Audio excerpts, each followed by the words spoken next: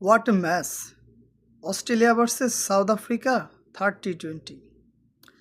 তো যাই হোক, সাউথ আফ্রিকা প্রথমে ব্যাট করতে নেমে ২০ ওভার ১৭২ রানের একটা অনেক বড় ধরনের স্কোরই দাঁড় করায়। আন্তর্জাতিক ম্যাচে আসলে ১৭২ রান মোটামুটি অনেক বড়ই। তো অস্ট্রেলিয়া প্রথমত যেভাবে শুরু করতেছিল, মিচেল মার্শ যেভাবে ঝোড়ো ব্যাটিং করতেছিল, তো একটা সময় ভাবছিলাম যে না, অস্ট্রেলিয়া মনে হয় ম্যাচটা অনায়াসে জিতে যাবে। কিন্তু না, ম্যাচটা জিততে জিততে লাস্টে এমন এক পর্যায়ে গেছে, তো ম্যাক্সওয়েল তখন একা পিচে দাঁড়িয়ে আছে। তো ম্যাক্সওয়েলের কথা আলাদা করে না বললে নয়, ম্যাক্সওয়েলের ফাঁদে যে একবার পড়ছে সেই টিম একদম বরবাদ।